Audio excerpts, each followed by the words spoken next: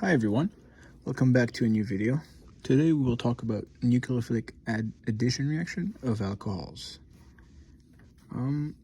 So for the nucleophilic addition reaction of an alcohol, we will need whether an aldehyde or a ketone, and we will also need an alcohol and two equivalents of the actual alcohol, because if you only have one equivalence, then you will form an acetal, which is higher in energy than the reactant, which drives the reaction that way. So it will be ready to react with another alcohol to then form the more stable product, which is an acetal product.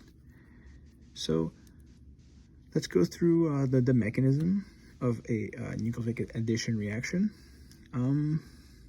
So in here we can see we have an acid. The reason for that is because an alcohol is a weak nucleophile, so we need to protonate the oxygen of the carbonyl group, so we can form a resonance stabilized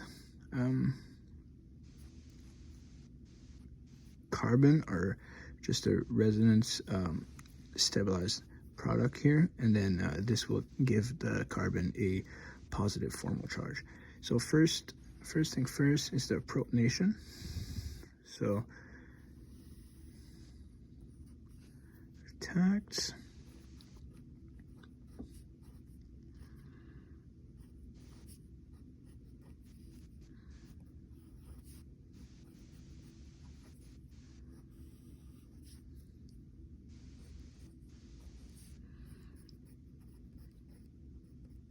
Here is the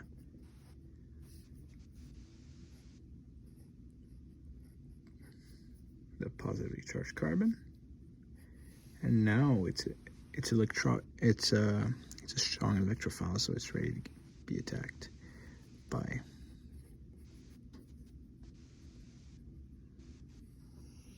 the alcohol.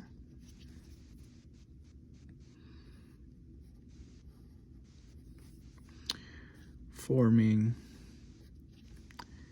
the tetrahedral intermediate.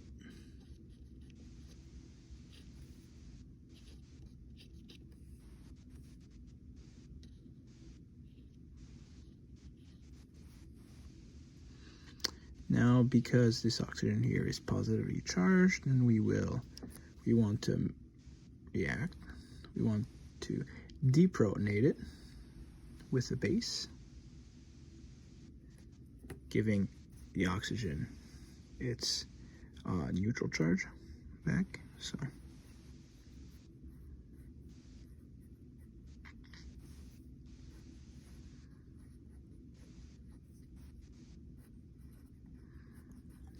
So now here, as we can see, we have the hemiacetal. We have the hemiacetal intermediate here, and like I said earlier, because of its high energy, it is unstable, so it is ready to react with a with another OH, or redo the whole process again. So we will need another acid here in this case to then redo the whole process of protonation, and for this to leave, and then for the alcohol to actually reattack. So here, next step, we will protonate this oxygen to make it a good leaving group, having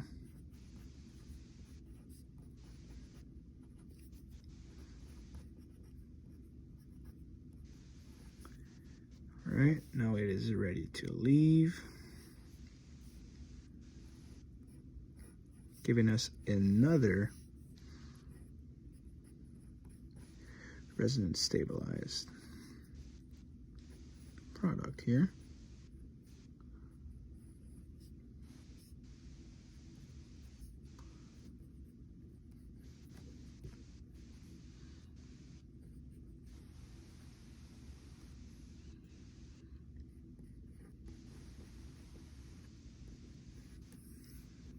All right. And now this is where it's ready to be attacked by the second equivalence of the alcohol we started with.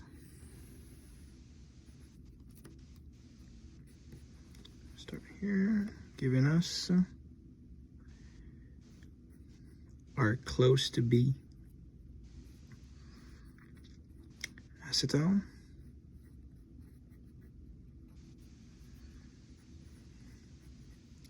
The last step is the deprotonation with water or base. And here we have it.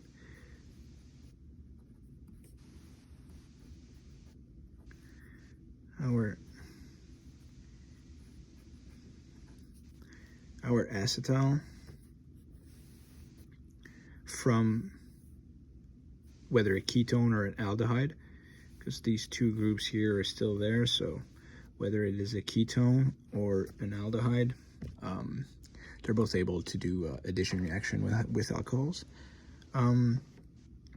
So in here we have what is important to remember. It seems to be a long, complicated reaction, but in reality, it's just a repetition of